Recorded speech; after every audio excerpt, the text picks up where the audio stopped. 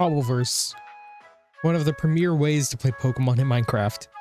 Currently, I'm on a server with some of my friends, and there are a few rules regarding some farming and trading, and the limitations of Cobbleverse itself. So, how do I exploit this to my benefit? How can you, as long as me, manipulate the Cobblemon economy? Currently, we are limited by 3 factors. No natural Minecraft mobs spawn except for villagers, we are not allowed to have industrial quantity farms, and no trading villagers for XP.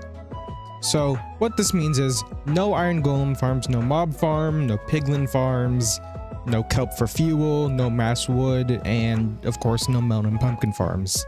But who am I if not one to bend the rules? So the first thing we need to solve is how to get mass quantity of key items such as iron, coal, and money.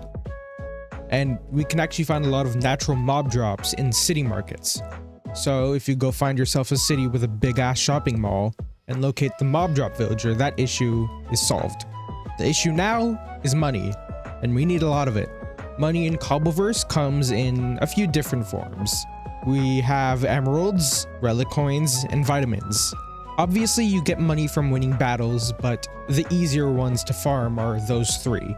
Emeralds are only really acquired from villagers and mining, so we can't use villager trading to get emeralds, so things like trading sticks or melon and pumpkins are just out of the picture. Relic coins are only really found by gimme ghouls and the pouches near them in the wild, so because gimme ghouls are so few and far between, it's really hard to consistently acquire those relic coins.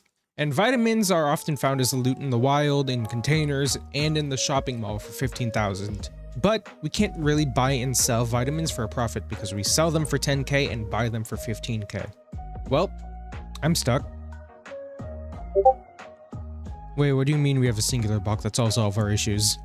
Introducing the pasture block. Each pasture block allows up to 16 Pokemon from your PC to roam freely as though they were in the wild. So, while they are standardly used to breed Pokemon, Cobbleverse has a mod which also allows these Pokemon to drop items in their item table via random tick speed. So now we need to find out what Pokemon drop we actually need. Like I said earlier, gimme ghouls drop relic coins when killed. So all we need to do is find a bunch of gimme ghouls and stuff them in a cage. We do need a specific kind of gimme ghoul though. While the ones outside of the chest do drop a singular relic coin upon death, if you catch ones that are in their chest, they drop anywhere from 24 to 48 relic coins per chest-a-ghoul. So if you stuff them in a cage, you get copious amounts of coins, which each sell for about 50 Poké-dollars each. What's next? Right, iron. So there are actually a few ways to get iron. The starter way and the most easiest way is to pasture block the Clink evolution line. Each stage of that evolution line draws from 0 to 1, 2, and 3 respectively of raw iron. That's passive iron done, but of course it can be optimized.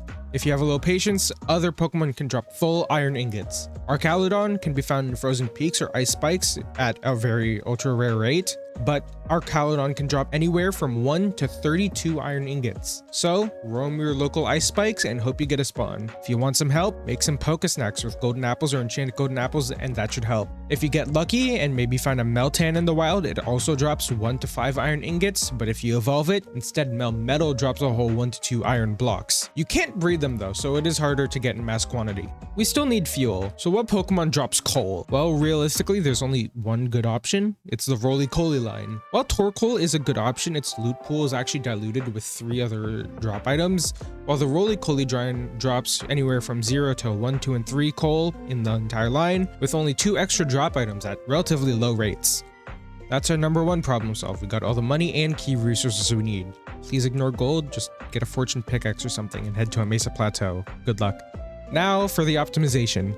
How do I configure this for maximum benefit? Well, for starters, the pasture block has an 8x8 area where Pokemon roam, so at minimum we want that area for our pasture. But we live in the world of Cobbleverse and we have sophisticated storage.